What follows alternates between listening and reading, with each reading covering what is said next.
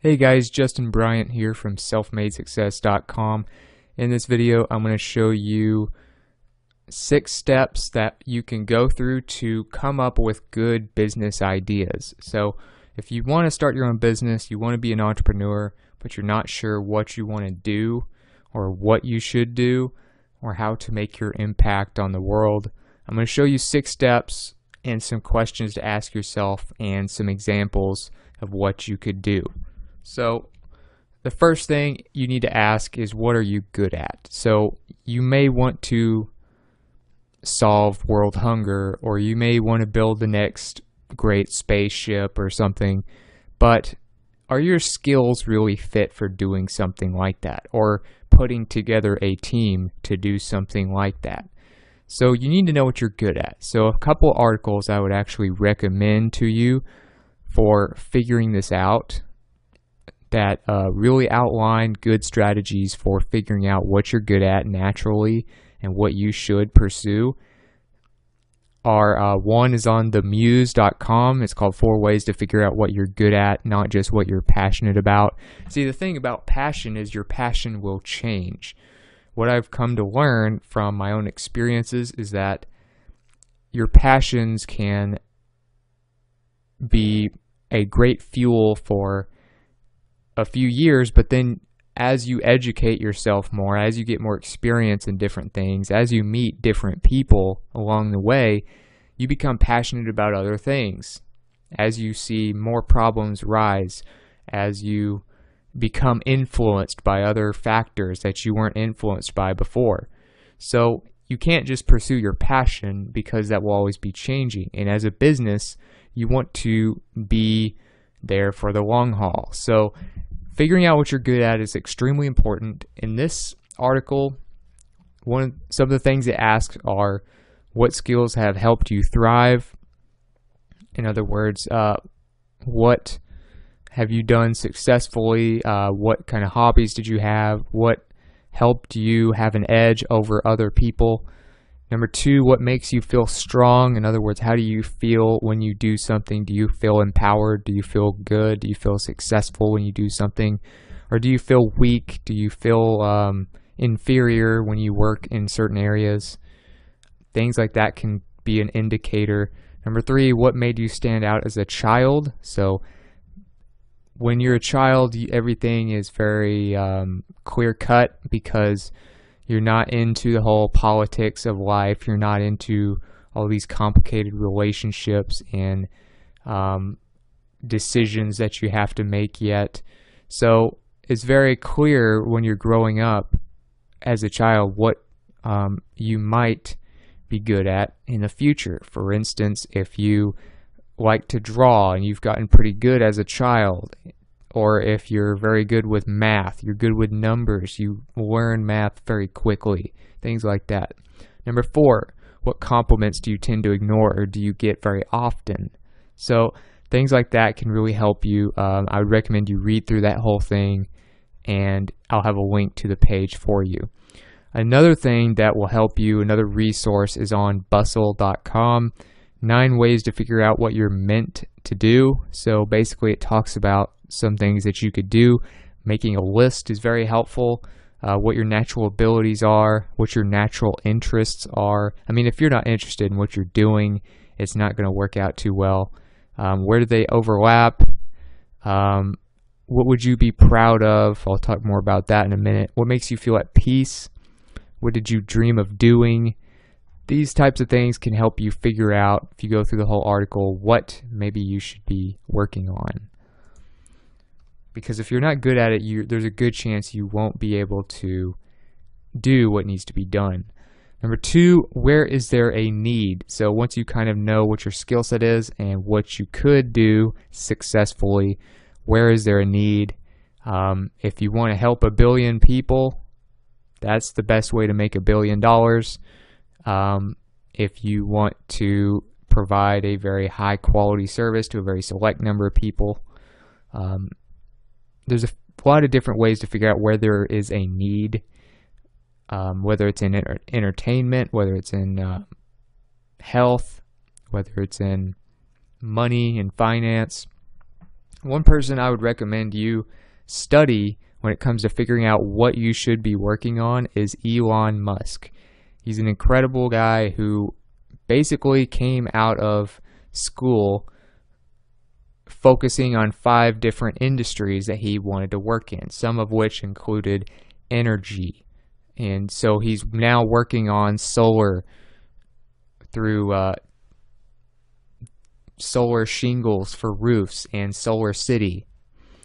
Another thing he wanted to work in was space travel. He wanted to ensure that the human race could survive if something happened to Earth. So he's working on Mars missions with SpaceX.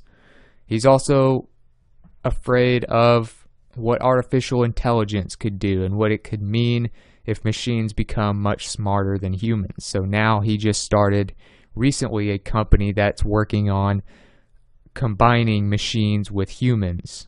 So I would recommend you listen to this interview.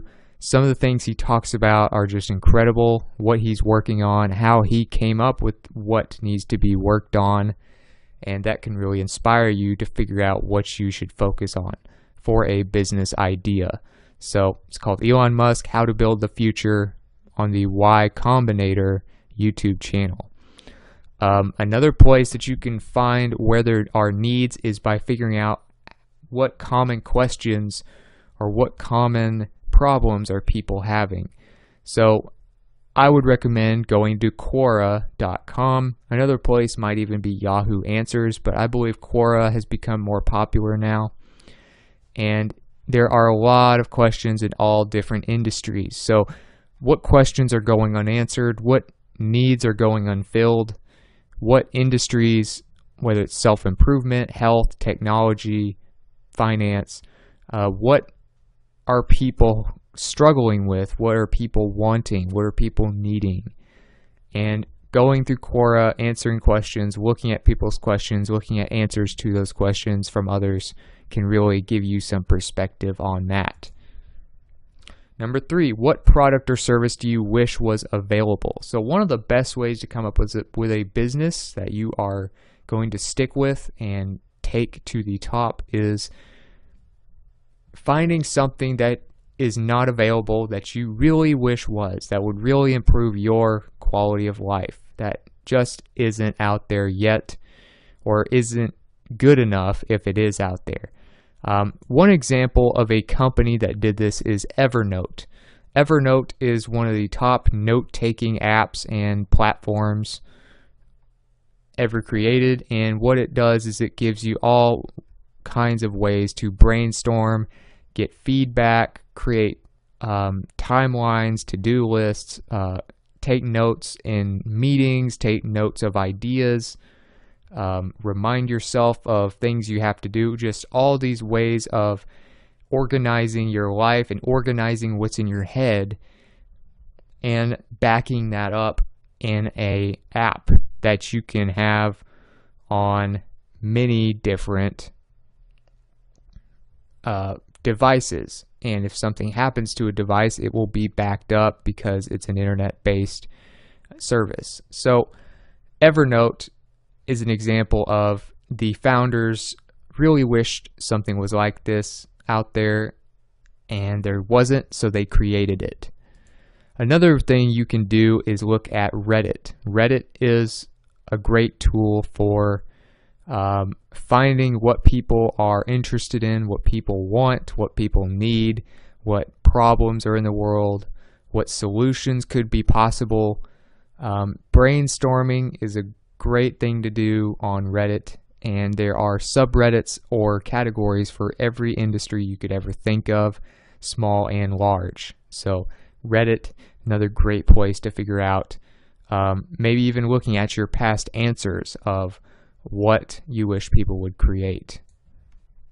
Number 4, what do trends look like going towards the future? So one thing, for instance, I'll give you an example. I started a YouTube channel, and I started spending more time with my YouTube channel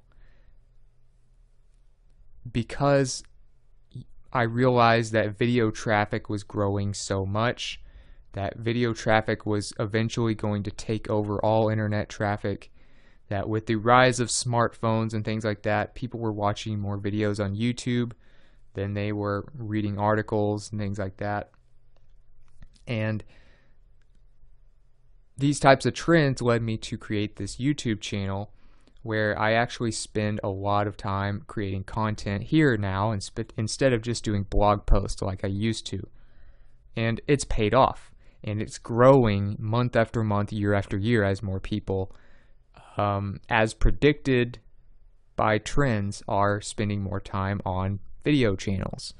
So what do the trends look like right now? What is rising? What is expected to rise in the future? One way to look at this is Google Trends. You can look based on the years, based on months, based on the last few days, what's going on today, what topics are most popular, what industries are becoming more popular. Let's say you wanted to look at business in the United States. What are people talking about the most right now? What's really on the rise in the last 24 hours, the last few days, the last few weeks, the last few months and years? Google Trends show you trends in data. So that will show you from the most powerful search engine on the internet where people are looking now and in the future. Another example of a way to find what the future might look like and what problems may arise in the future is looking at the TED Talks YouTube channels. Now, they have multiple channels. There's TED Talks, there's TEDx Talks. Those two channels will show you what top influencers in all different types of broad and specific industries are worried about or excited about for the future. So many of these are about what is happening now and what will happen in the future based on data, based on trends.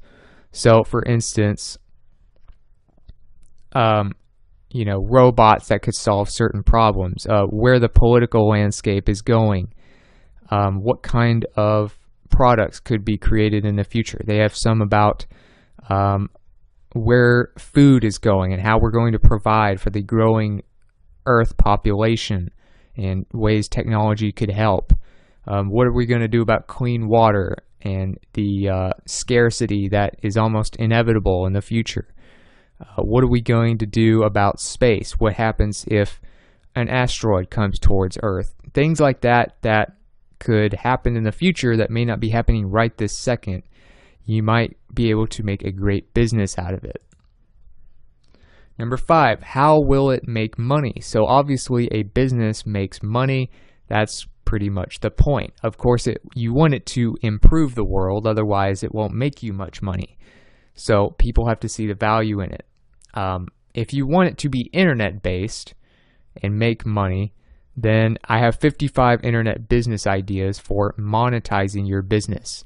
I created these in 2016. They still apply today, but you can do things like blogging, turn it into affiliate marketing income. You could do web design. You could do an eBay store selling your product. You could do drop shipping. You could sell it as a service if you want to do freelancing or you want to sell your own business service.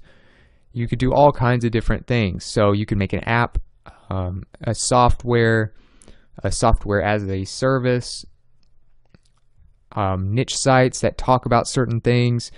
There's all kinds of different things that you could do to impact the world and monetize it in a way to where you can keep the lights on, you can make your payments on your bills and have a great life and make a surplus of money without just having a business idea that can't survive because it doesn't make any money.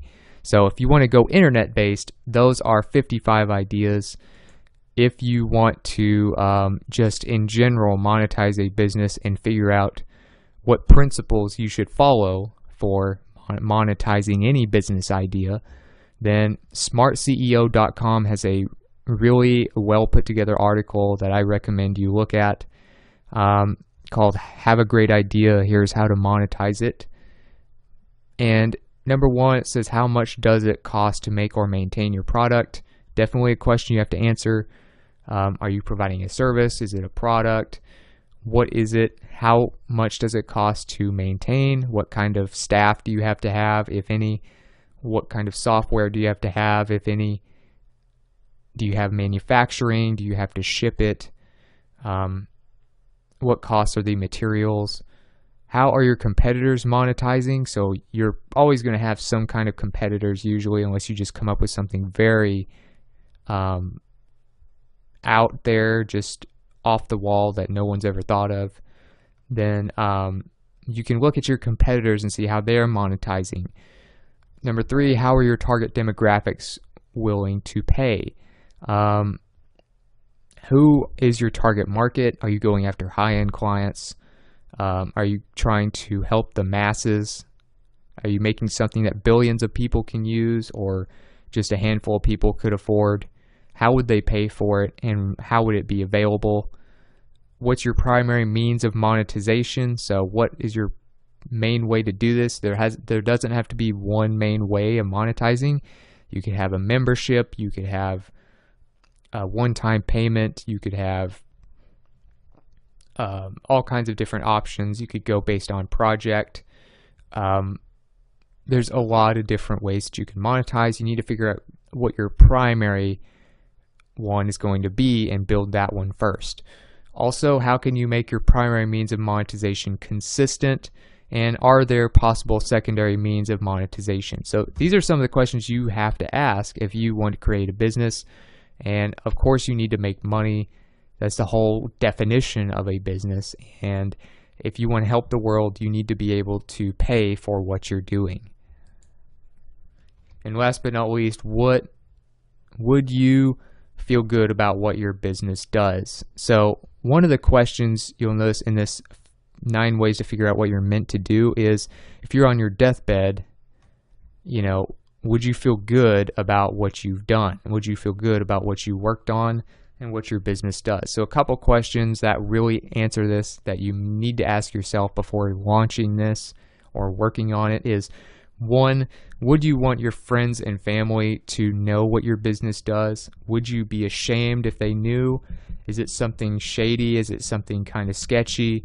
Is it something that they would frown upon? If so, you probably shouldn't do it.